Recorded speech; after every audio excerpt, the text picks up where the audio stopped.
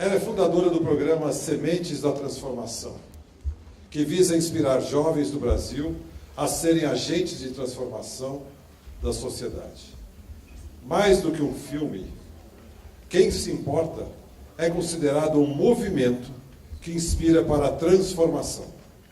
É por isso que, ao final da apresentação, nós abriremos para algumas perguntas de vocês, dando sempre prioridade, como a Irene já disse, às perguntas feitas pelas crianças.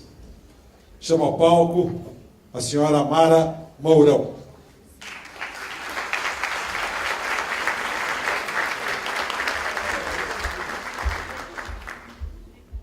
Bom, eu sou cineasta, né, e que vocês vão se perguntar por que uma cineasta está aqui falando de empreendedorismo social, de engajamento social. Eu vou explicar um pouquinho da minha trajetória para vocês entenderem melhor. Eu comecei dirigindo comédias e a reação do público a esses filmes era sempre muito legal, mas ficava no eu ri muito, me diverti muito, que é o que a gente espera de uma comédia. Foi aí que eu fiz o primeiro documentário, que foi a respeito do Doutores da Alegria, aqueles palhaços que visitam crianças em hospitais. E dessa vez o filme ganhou vários prêmios, foi considerado pela Unesco uma obra que promove uma cultura de paz, mas dessa vez a reação do público foi muito diferente. E isso é o que mais valeu para mim. Porque foram assim centenas, talvez milhares de pessoas dizendo que esse filme tinha mudado a vida delas. E no princípio eu não compreendi muito bem, fiquei até um pouco assim constrangida, como assim um filme mudar a vida de alguém? Mas depois de tantos depoimentos comoventes, eu fui percebendo que o cinema pode ser uma ferramenta incrível de impacto social. E aí eu decidi, eu ouvi histórias assim de jovens que decidiram mudar o rumo das suas carreiras, professores que mudaram o jeito de ensinar, e tantos depoimentos assim, realmente muito emocionantes. E aí eu resolvi continuar por esse caminho e eu fiz um filme chamado Quem se Importa. Quem aqui já viu Quem se Importa? Oba! Então, e esse filme, o Quem se Importa, é um filme sobre empreendedores sociais ao redor do mundo. Ele já foi exibido em muitas e muitas universidades, assim, Harvard, Columbia, Duke, Brown, USC, assim, muitas e muitas universidades. Então é uma honra estar aqui agora com vocês, porque esse filme vem cumprindo esse papel de inspirar as pessoas a se engajarem socialmente e terem esse olhar do empreendedorismo social. Vou mostrar um trailerzinho para quem não viu o filme.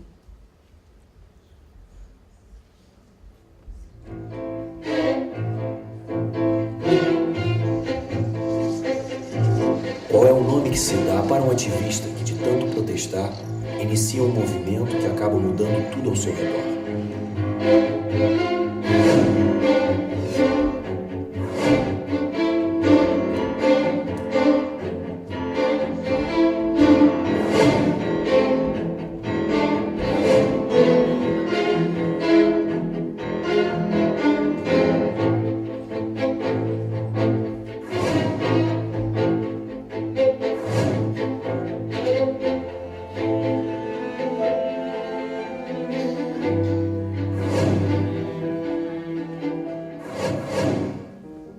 Trying to help me because they thought you have lost your way.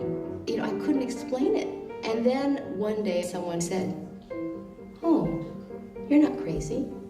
You're a social entrepreneur." What is a social entrepreneur? Não importa se ele faz para ajudar 4 pessoas. Está por trás. Todo mundo pode mudar o mundo. We are creators. We create our own life. We create our own world. So before we create our own world, we must imagine what kind of world we want to create. And then start doing that.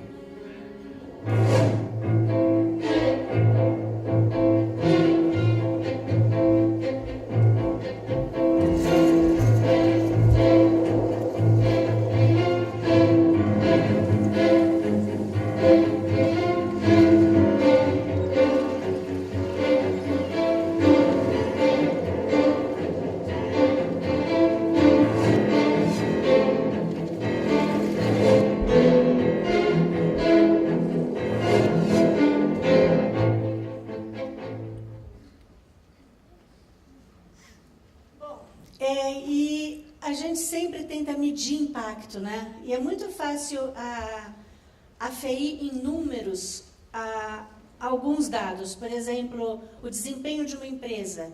Você realmente vê receita versus despesas, etc. e tal, é fácil. Mas como medir impacto social? O dia que alguém descobrir uma ferramenta que meça impacto social de uma maneira acurada, vai ficar rico. Porque realmente é muito difícil. No caso de um filme, então, é uma loucura, porque o filme vai pelo mundo e você não sabe bem por onde ele está indo. E alguns exemplos existem de filmes que foram feitos para causar impacto. Por exemplo, Uma Verdade Inconveniente. Quando foi lançado no Brasil, naquela época, pouco se falava sobre a questão climática. E o filme trouxe essa discussão. O Super Size também, o Super Size Me é um filme pequeno, um documentário pequeno, mas que incomodou tanto que o McDonald's resolveu melhorar um pouco o seu cardápio, colocar ali uma saladinha, uma maçãzinha. O Budrus vem divulgando ações pacíficas entre Israel e Palestina. E por aí vai. Os americanos adoram sempre criar palavras novas, então eles criaram essa filmantropia, que são esses filmes que são feitos para causar impacto social. E aí eu queria falar um pouco sobre o primeiro empreendedor aqui, social, dar um exemplo para vocês. Muitos de vocês estão cansados de saber, mas a gente sempre aprende conhecendo outros trabalhos. E esse vai ser sobre o Eugênio Scanavino, do Saúde e Alegria. Eu cheguei lá uma vez numa comunidade, uma comunidade de pescadores, no meio do Rio Amazonas. Aí eu cheguei na comunidade e falei, aí eles perguntaram, mas o que o senhor veio aqui bem, doutor? Eu falei, não, a gente veio aqui, o projeto, a gente veio aqui, não foi para dar o peixe para vocês, foi para ensinar vocês a pescar. Aquela comunidade olhou para mim, eles eram todos pescadores, falaram assim, pô, um paulista, médico, veio aqui ensinar a gente a pescar. A gente pensou que o senhor vinha atender a gente, doutor. Então, a partir daí eu nunca mais usei essa frase, sabe? Eu era o único médico para 800 comunidades rurais. E aí eu vi uma situação que eu não conhecia. Quer dizer, eram comunidades que nunca tinham visto médico.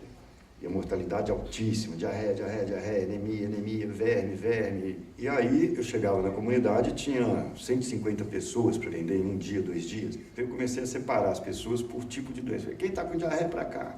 Quem está com gripe para lá? Começava a dar aula explicando a parte educativa, que se eu fosse tentar explicar um a um os cuidados de higiene, lave a mão, trate a água, use chinelo, eu não atendia ninguém. E aí comecei a usar métodos assim mais divertidos. Na verdade, o circo e o Saúde e Alegria, ele foi nascendo das maneiras mais eficientes e simples de educar as pessoas. Cada pequeno problema na comunidade é resultado de todos os fatores que envolvem aquela comunidade, desde os culturais, sociais, econômicos, histórico, organização social. Então, para você desenvolver uma comunidade, você precisa mexer com tudo. A organização criou um barco-hospital que consegue chegar nas regiões mais remotas da floresta.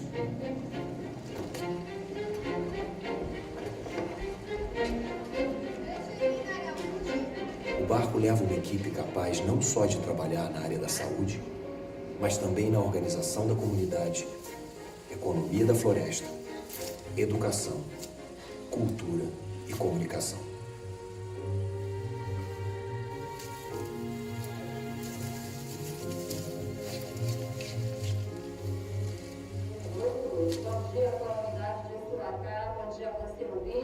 A primeira estratégia foi estar junto com a comunidade. Estar junto com a comunidade não é o que muita gente acha, que chega lá um médico e fala, oh, eu não sei nada, eu vim aqui aprender com vocês. Ou então outro que chega lá e fala, olha, vocês têm que fazer isso, têm que fazer aquilo, têm que fazer aquilo. São duas coisas erradas. Nós dois temos coisas a colaborar, temos contrapartidas e obrigações mútuas a serem realizadas. Então, é uma realidade de parceria.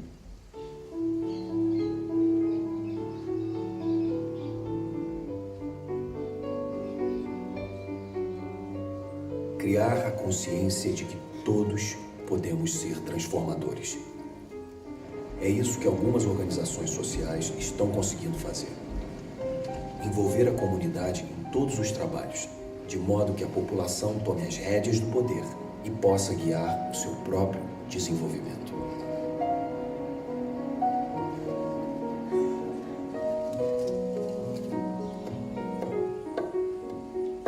você quiser fazer alguma coisa pela inclusão social, pela pobreza, a primeira coisa é considerar os pobres como cidadãos capazes e dar a eles instrumentos para que eles se desenvolvam, respeitando eles como irmãos, como parceiros de um projeto conjunto.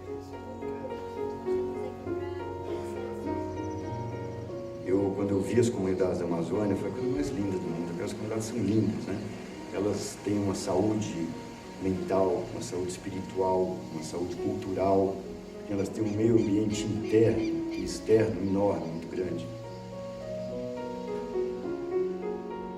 Um dia o prefeito perguntou: como é o nome do teu projeto? Que não tem nome. Eu falei: Saúde e Alegria. Sei lá de onde que veio. Aí pronto, Saúde e Alegria. Mas agora eu já sei por que chama. Tem uma mulher na comunidade que ela falou, o jornalista perguntou: por que chama Saúde e Alegria? Ela falou: porque saúde é alegria do corpo, alegria é saúde da alma. Mas eu vim descobrir isso depois.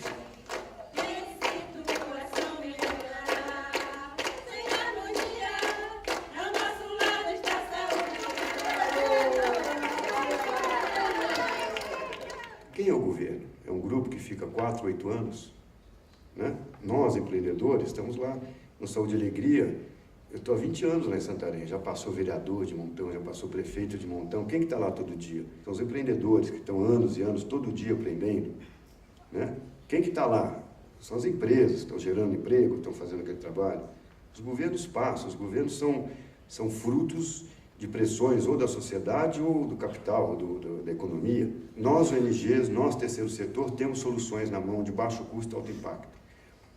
As empresas tem capacidade de patrocinar e fortalecer isso. Então, essa união tem que ser feita com visão estratégica, de escala.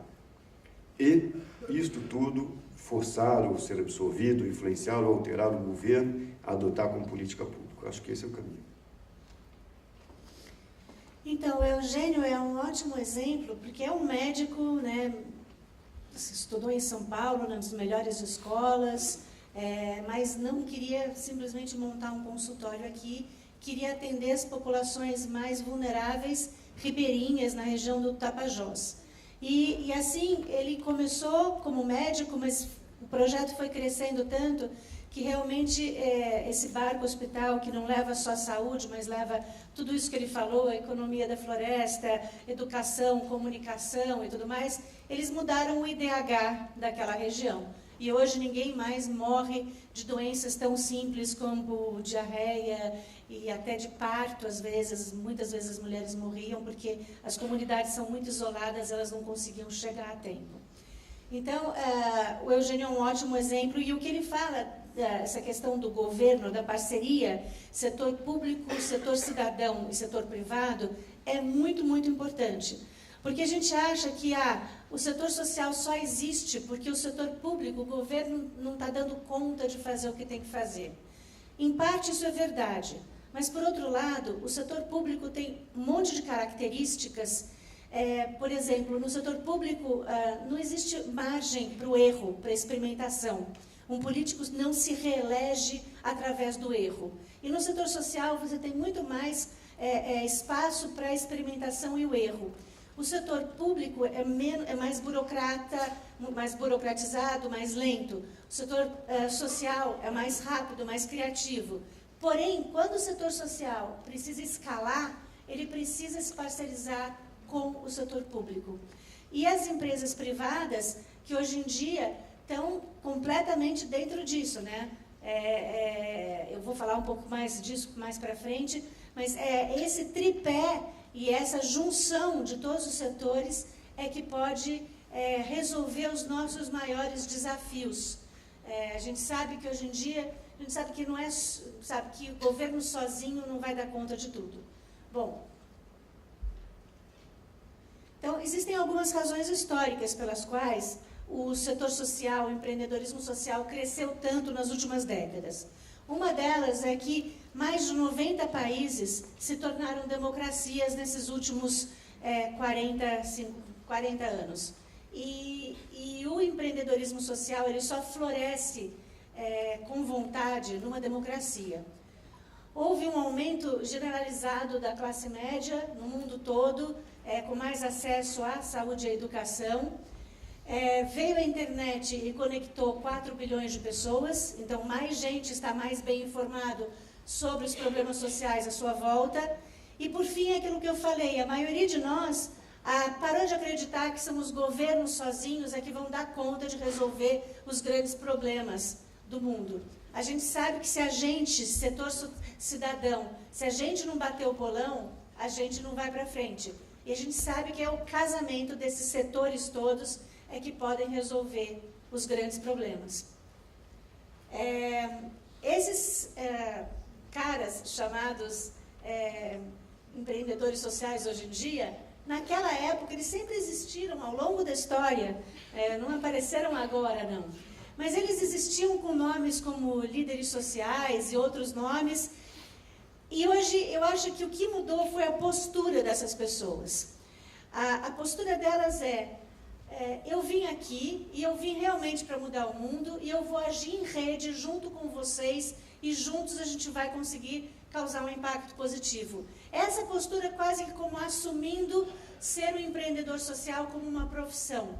E um grande exemplo disso é o Bill Drayton, fundador da Ashoka. A Ashoka foi a primeira organização a selecionar e apoiar empreendedores sociais ao redor do mundo. E esse cara, nos anos 80, ele era um visionário.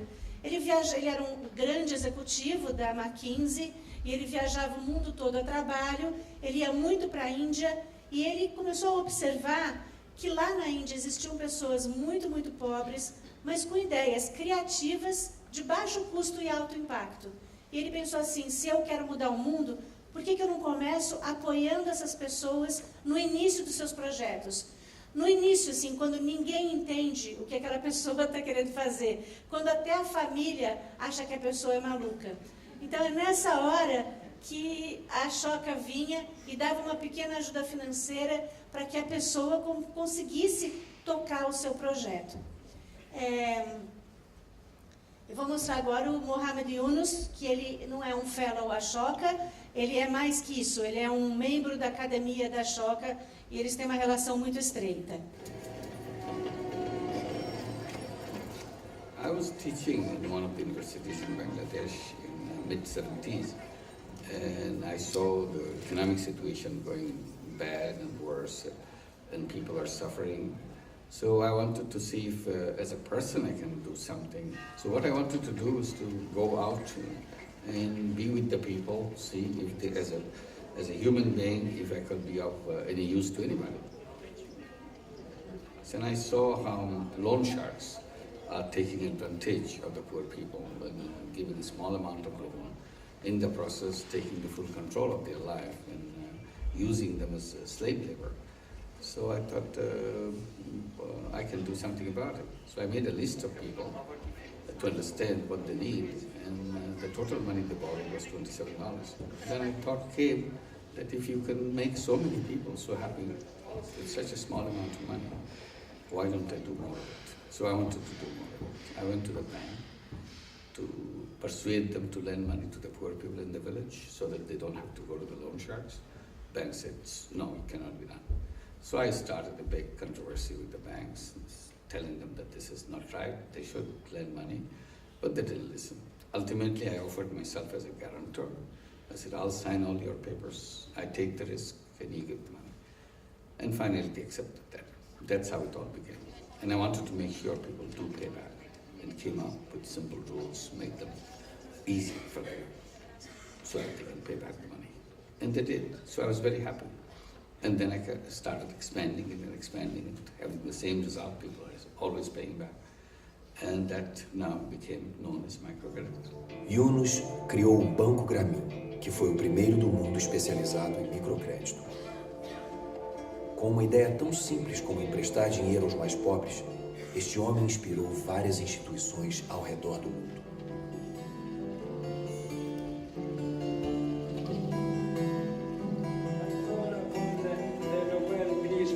Laureate for 2006, Mohamed Yunus, and the diploma.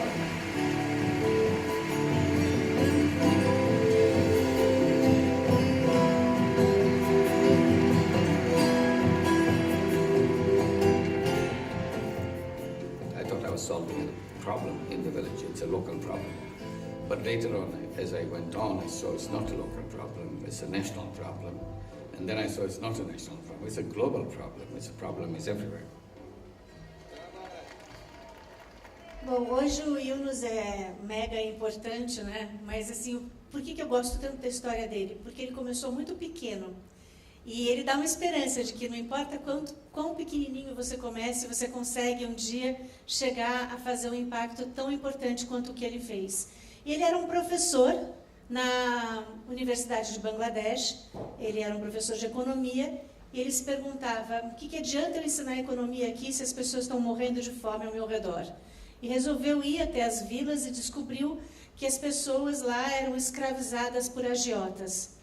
E foi aí que ele começou a fazer um empréstimo do bolso dele, uma quantia muito pequena, e foi tentando convencer os bancos a se parcerizar com ele, não conseguiu e criou o próprio banco. E isso se espalhou pelo mundo todo, quer dizer, um professor que resolve ir com os alunos para uma vila e começa um trabalho assim tão grande.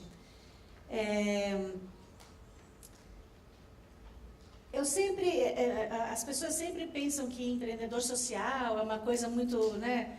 Esse nome é muito pomposo e tal. Eu nem gosto tanto desse nome, eu prefiro a palavra transformador. Mas existem algumas características que são idênticas às características de um empreendedor de negócios, né? Essas pessoas geralmente enxergam oportunidades onde a maioria das pessoas só enxerga problemas. Elas têm visão de futuro, elas são inovadoras e elas não descansam enquanto elas não veem as suas ideias implementadas. Eu gosto mais da palavra transformador porque o empreendedor social é aquele cara, e esse termo tem sido muito vulgarizado por aí. O empreendedor social é aquele cara que realmente já criou uma organização e já afetou a vida de milhares de pessoas. E eu acho que o mundo nem aguentaria se todos nós fôssemos empreendedores sociais. Mas o mundo se beneficiaria se todos nós fôssemos transformadores, se todos nós fôssemos cidadãos proativos. Simples assim. E o que é um transformador? Qual é a definição mais simples? Ele é um cidadão comum que decidiu parar de reclamar e fazer as coisas acontecerem. É mudar uma chavinha, mudar o mindset. Ver um buraco na rua, pegar um spray, fazer um desenho em 3D e chamar a atenção da imprensa porque o desenho ficou tão lindo que todo mundo vai lá e vê que tinha um buraco. Enxergar, ter prazer em enxergar soluções para os problemas. Isso é um transformador. Então, eu acho que eu gosto mais desse termo porque todos nós podemos ser transformadores. E alguns de nós pode ser um empreendedor social. Vou mostrar agora o Bart Wiggins. Na África, um homem transformou ratos em heróis que salvam vidas. Bart Wiggins é um monge budista belga que treina ratos na Tanzânia para detectar minas terrestres e tuberculose.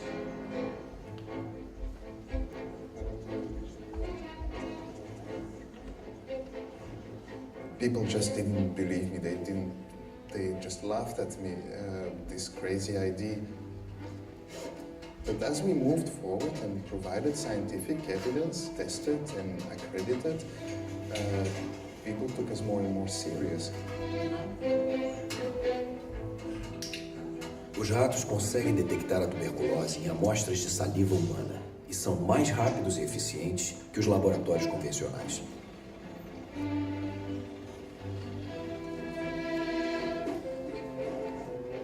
São também treinados para detectar minas terrestres, liberando enormes áreas de terra antes inutilizadas pelas guerras.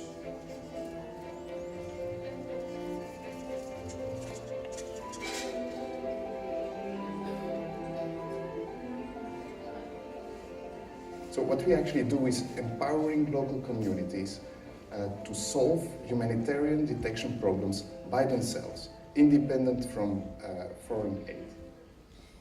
O Bart, eu gosto dessa história porque é um cara que conseguiu unir a sua paixão de vida, que por incrível que pareça eram os ratos, ele gostava de ratos desde criança, com o que ele foi estudar. Ele estudou desenho industrial, mas ele pensou assim, eu não quero passar a vida inteira desenhando micro-ondas, eu quero fazer alguma coisa por alguém e tem que ser na África.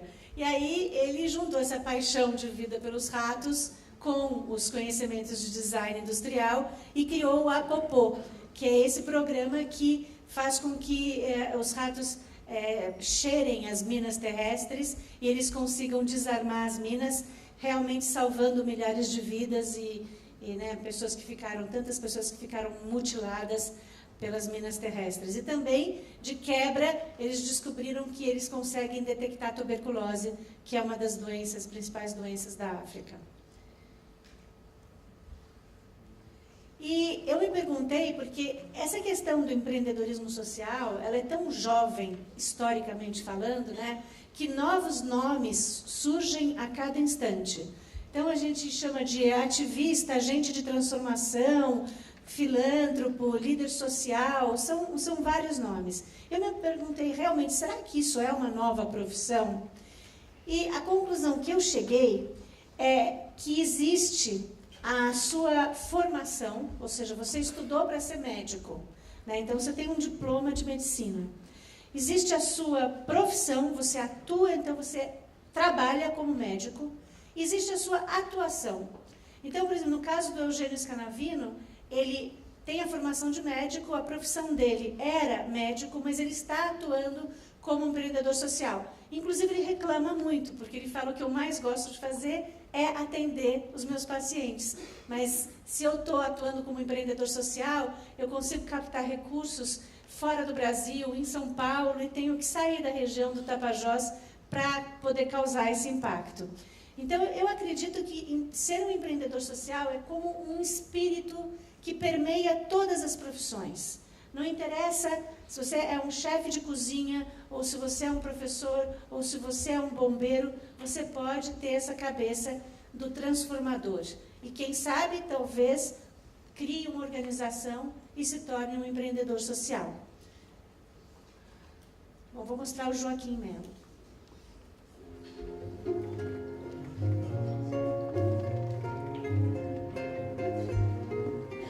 No Palmeiras, tem um banner gigantesco que a gente coloca lá na sede que diz assim: Deus criou o mundo e nós construímos o Conjunto Palmeiras. Nossa maior honra é dizer esse bairro como nós construímos.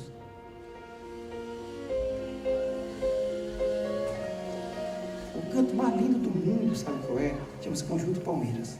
Porque se eu achar que o mais lindo do mundo é Paris, é Nova York, é Torre, não sei de quê, estou lascado. É lá que eu vivo, é lá que eu me casei, é lá que tenho meus filhos, é lá que eu choro, é lá que eu canto. Lá tem que ser o canto mais lindo do mundo. Lá tem que ser o canto mais lindo do mundo. Aconteceu no Palmeiras um fato muito comum de acontecer nas favelas que se urbanizam e a renda não aumenta. Que foi que os moradores começavam a vender seus barracos e ir embora para outras favelas. Por que isso acontecia? Porque não podiam mais pagar as contas. Agora chegava conta de água, conta de luz, conta de telefone. Olha, então, muita contradição.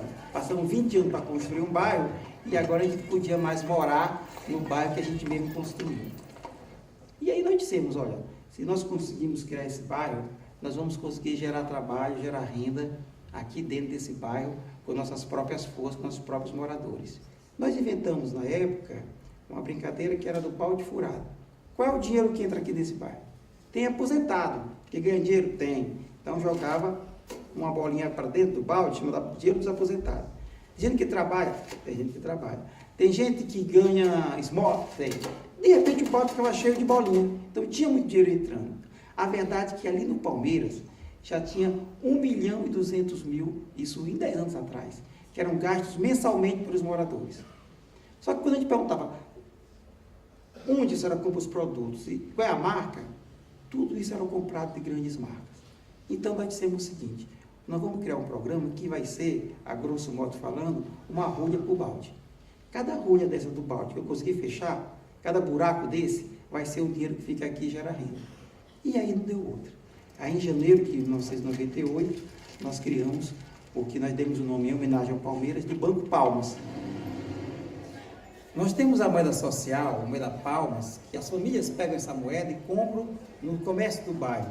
E um comerciante compra de outro comerciante. Assim a moeda circula na própria comunidade, fazendo a riqueza ficar aqui no próprio Conjunto Palmeiras. A lógica é a seguinte: o banco empresta para a produção e empresta para o consumo. Se eu conseguir equilibrar produção e consumo no mesmo local, no mesmo território, a gente gera trabalho e renda. Qual é a tese central, qual é a certeza do banco comunitário? Não existe território pobre, não existe bairro pobre, não existe município pobre. Existem territórios, bairros, municípios que se empobrecem porque perdem suas poupanças locais. Qualquer território, qualquer bairro, qualquer localidade é portadora de desenvolvimento econômico. Joaquim Melo era um seminarista trabalhando pelos pobres e acabou virando banqueiro. Teve que enfrentar o Banco Central do Brasil para criar uma moeda própria e fundar o primeiro banco comunitário do país. Esse Banco Palmas, que hoje está em 32 cantos do Brasil, vai se multiplicar muito mais. Não surgiu em Harvard, não surgiu na USP, não surgiu na FGV, nada contra todo esse povo, nada contra ninguém, mas surgiu na favela, nos grotões do Nordeste do Brasil.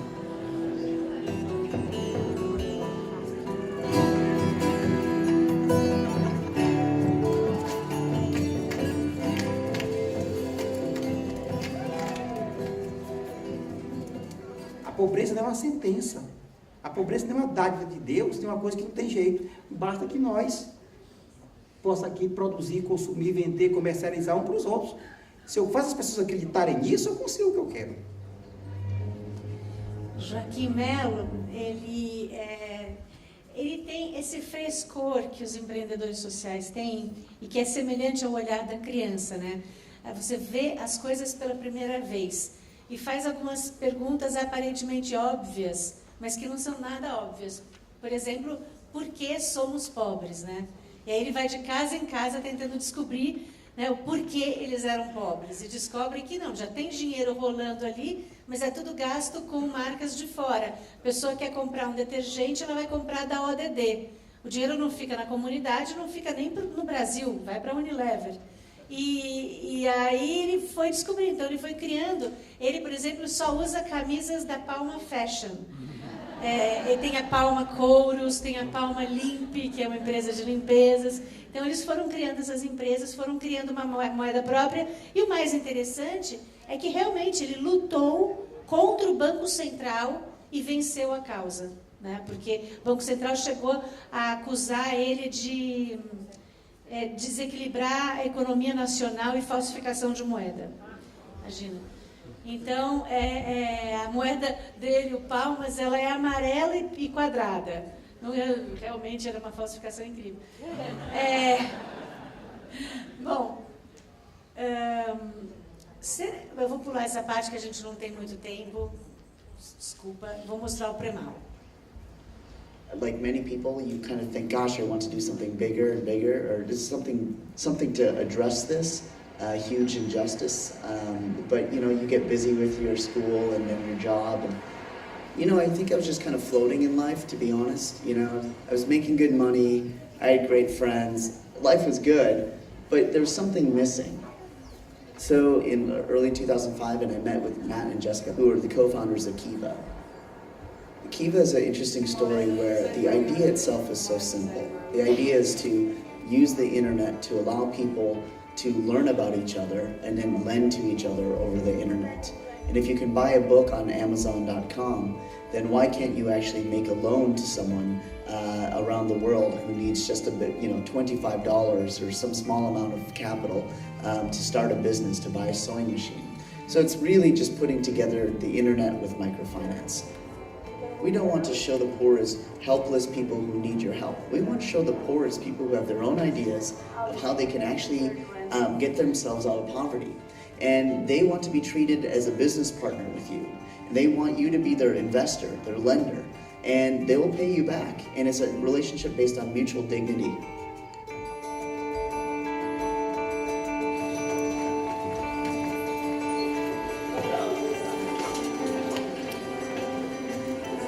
Heroes are the people on the website. The celebrities are the people who are making loans and the people who are receiving the loans. You can see their photos, you can see their stories, you can see why they're loaned, you can see their hopes and dreams and aspirations. In the first year, it took us, we had not even raised $1 million. But now, every 10 days, we raise $1 million. Good ideas, or what I like to call a correct idea in society on the internet, will travel extremely fast. And that's something that is just so wonderful to watch. Então, quem que conhece o Kiva?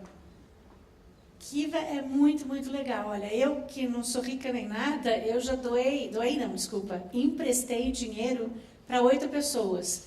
Porque realmente você não está doando, você está emprestando e depois de uns 2, 3 meses, você recebe um e-mail bem informal dizendo assim, olha, Mara, você tem 3 opções. A pessoa já te pagou o dinheiro, você pode retirar porque o dinheiro é seu, você pode emprestar para uma próxima pessoa ou você pode doar esse dinheiro para o Kiva. O que você prefere fazer? Eu sempre resolvi reemprestar. Então, os meus mesmos $25 já foram para uma pessoa no Uzbequistão, para a Libéria, para a Uganda, para o Paraguai, para um monte de lugares.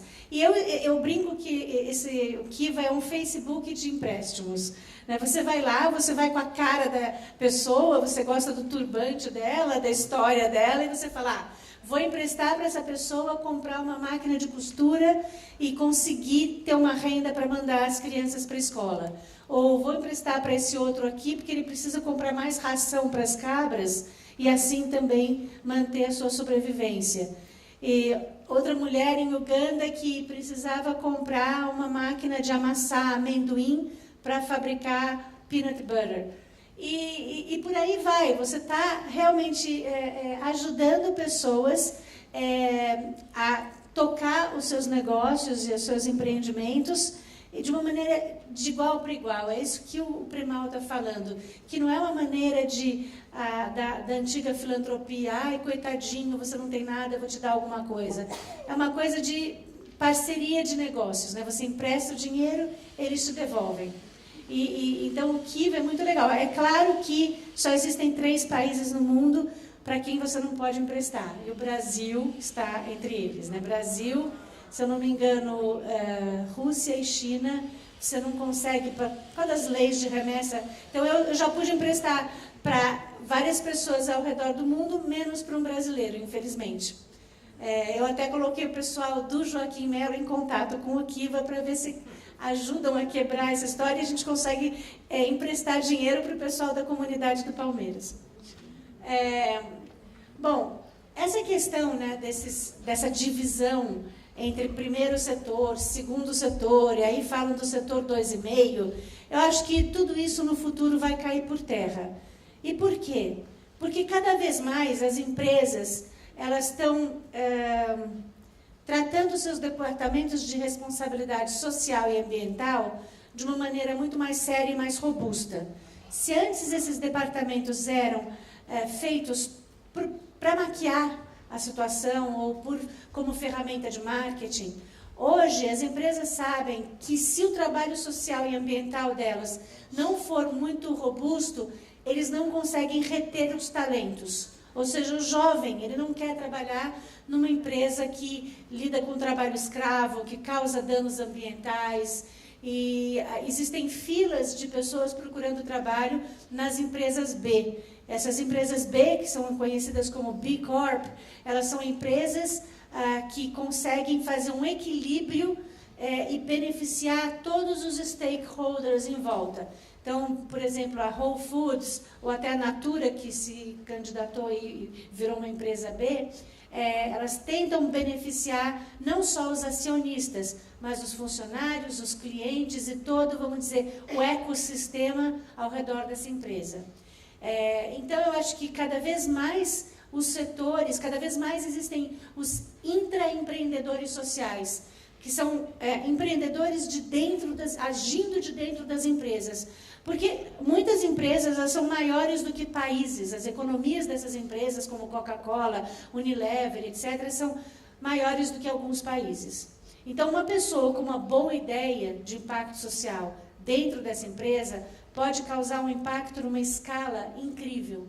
Então, essa visão de intraempreendedorismo social, das empresas se parcerizando com visão estratégica, está cada vez crescendo mais. Eu acho que daqui a algum tempo talvez não faça mais sentido a gente dividir os setores como a gente divide hoje.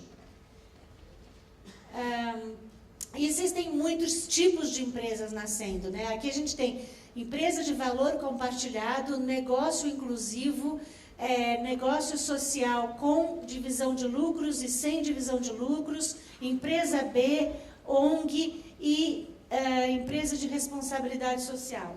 Então, para se pesquisar, porque existem vários tipos de empresas novas nascendo. O que eu digo é que as empresas mais convencionais tiveram uma certa dificuldade em se adaptar, e estão se adaptando e fazendo um bom trabalho, muitas delas. E as empresas jovens, elas já nascem com isso na própria essência, no próprio DNA.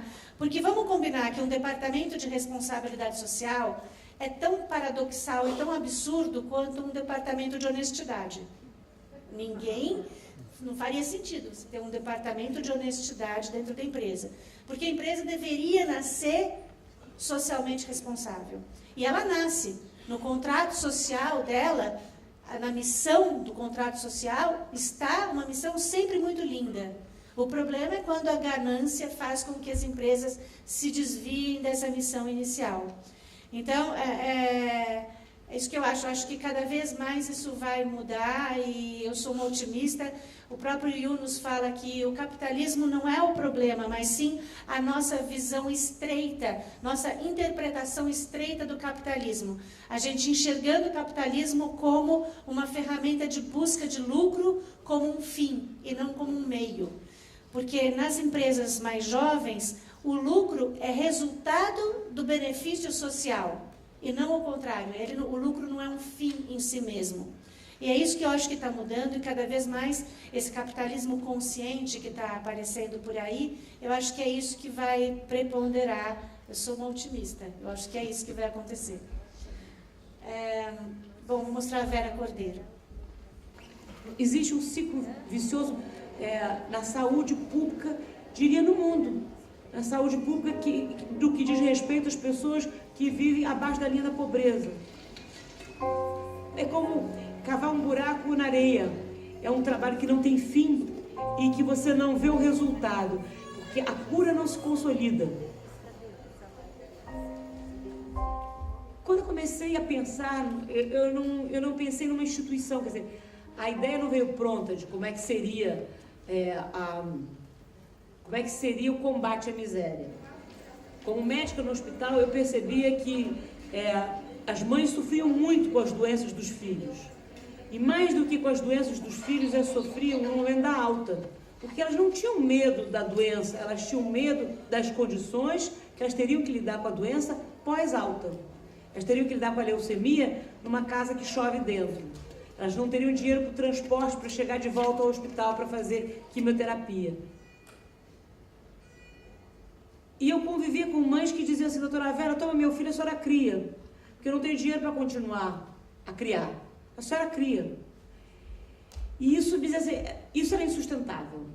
Eu fazia, naquela época, um eletrocardiograma em mim mesmo por semana. Quer dizer, vou infartar, eu vou morrer. Eu comecei a vender. Eu me lembro, as meninas trancavam os armários, porque elas começaram a perceber que as roupas delas iam ser leiloadas e vendidas. E objetos da minha casa também eu comecei a vender. Então, meu marido viajava muito nessa época. E ele chegava em casa: cadê aquele relógio de parede? Eu falei: virou quimioterápico. E amigos íntimos que eu ligava, eles começaram a desaparecer, porque eles entendiam que eu não queria o cinema, que eu não queria passear, que eu queria dinheiro. Até entender que era impossível. Continuar daquela maneira pedindo dinheiro para apagar um incêndio, outro incêndio, outro incêndio. E nesse momento, eu escrevi um projeto. E esse projeto eu mostrei para umas redes sociais, e Vera, você enlouqueceu.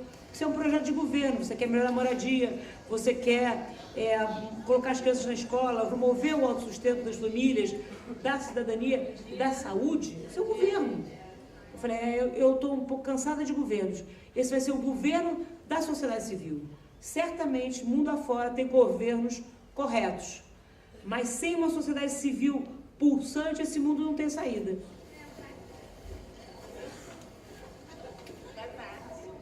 Nós aprendemos a metodologia ouvindo quem servíamos, que nada mais é de que você ajudar a família a pensar na sua própria vida e durante 2 anos se organizar nas 5 áreas: saúde, educação, moradia, cidadania e autossustento. Se você ajuda essa família nessas 5 áreas de uma forma integrada, você muda o patamar, muda a condição de vida dessa família e faz com que ela tenha as condições mínimas de sobrevivência. Quando eu tenho que dizer rapidamente o que é a organização, qual é o know-how da gente, eu digo, é transformar miserável em pobre. Quando a gente pensa em mudar o mundo, a gente sempre pensa em grandes milagres, em grandes somas de recursos, em novas tecnologias. Nós não precisamos disso. Com o que se já sabe, através de tecnologias sociais, de empreendedores sociais, de empreendedores de negócios, com o que já está à disposição e com o poder da internet, esse mundo se transforma em pouco tempo.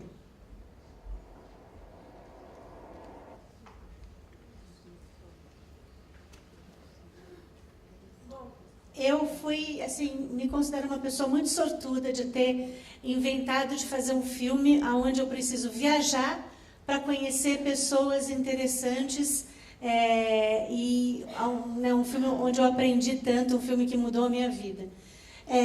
E eu conheci realmente pessoas como a Mary Gordon, que não vai dar tempo de mostrar para vocês, mas uma educadora que está ensinando empatia em centenas de escolas e acabando com o bullying e a violência. O Rodrigo Baggio, que foi um dos primeiros caras a falar de inclusão digital e a levar computadores para as favelas. E tantos outros, né? Tantas outras pessoas interessantes, são 18 retratados. E o que eu aprendi com elas é que não importa se você trabalha com educação, saúde, economia, direitos humanos, não importa de onde você trabalha, se do setor público, privado ou social, você sempre pode causar um impacto positivo, basta você se considerar uma pessoa transformadora. Eu vou ter que pular os filminhos, infelizmente. Esse filme, ele virou um projeto de educação, chamado Sementes de Transformação. E a gente já levou ele para algumas escolas de ensino médio e para um acampamento. E a gente já fez 2 acampamentos com mais de 80 jovens cada um, onde a gente mistura jovens de escolas públicas com escolas privadas e ensina sobre engajamento social. Porque eu acredito que os jovens no Brasil, eles não têm tanto estímulo para atuar socialmente. Por exemplo, nos Estados Unidos, se você no teu currículo não apresentar a ação voluntária, a sua ação de liderança em prol da comunidade, se isso não estiver no teu currículo, está faltando alguma coisa. É o esperado pelas universidades americanas e alguns países europeus que o jovem coloque a sua ação de engajamento social no currículo. E eu acho que no Brasil a gente desperdiça as 2 pontas da sociedade, os mais jovens e os mais velhos. A gente sabe que a força voluntária dessas 2 pontas são significativas e deveriam ser levadas em consideração.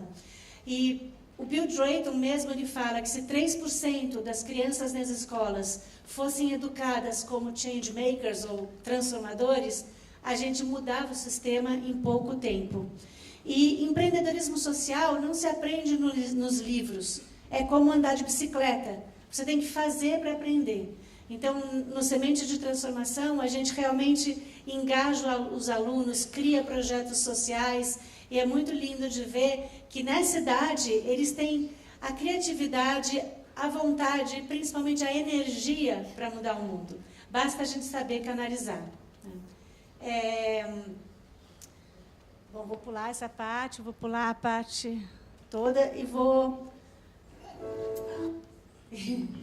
Bom, vou acabar dizendo o seguinte, que antes de fazer esse filme, eu era uma pessoa muito mais acomodada, muito mais cética.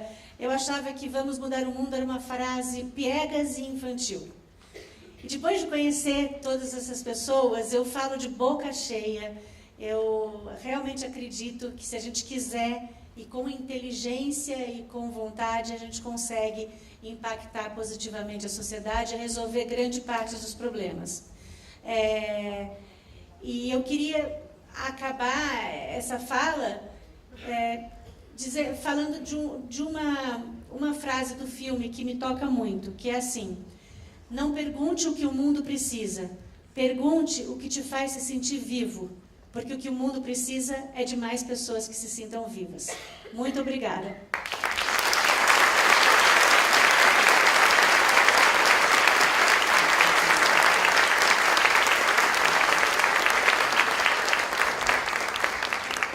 Mara Mourão, muito obrigado por compartilhar a sua experiência. Quantos de vocês pretendem ir ao cinema assistir o filme dela? Já saiu, e agora? No iTunes e no Vimeo e no DVD no site do filme. Muito bem. Até mais confortável, né? Em casa. Que bom. Nós temos duas jovens ansiosíssimas, estão aqui na coxia, para fazer perguntas para você. Tá bom? Pode entrar, elas vão se apresentar e fazer a pergunta finalmente, tá bom?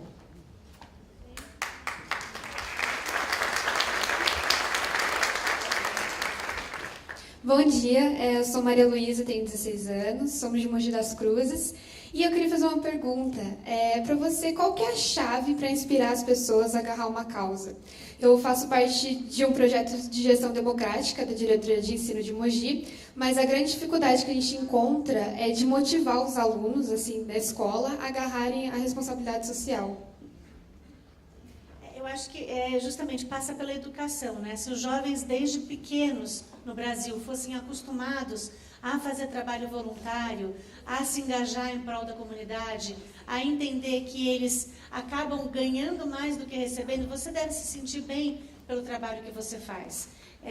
Mas no Brasil, o que acontece? Só pessoas como você, que tem isso, vamos dizer, essa sementinha já plantada, é que acabam atuando socialmente. Os outros jovens estão muito, vamos dizer, adormecidos, né? Você realmente tem que dar um estímulo e mostrar que atuar socialmente pode ser muito bacana. Você pode causar impacto através das artes, através da música, através do esporte, você tem da culinária, você tem muitas formas legais de causar impacto.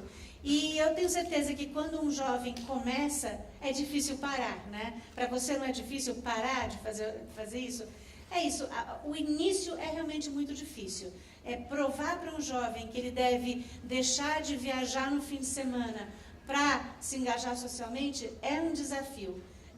A gente vem tentando fazer isso através do nosso programa, mas realmente esse desafio, quando você consegue quebrar essa barreira e mostrar que é interessante, pelo contrário, aí o jovem não quer mais parar, né? É isso. Bom dia, eu sou a Juliana, também de Mogi das Cruzes, tenho uns 16 anos, por mais que todo mundo fale que não, eu tenho 16 anos. E essa causa também de o jovem ser desmotivado é também por pouca influência bacana que a gente tem, né? A mídia mostra sempre ao contrário da influência de tantas coisas boas que a gente tem. Eu queria te perguntar como é que você se sente sendo uma grande influenciadora para os jovens hoje em dia.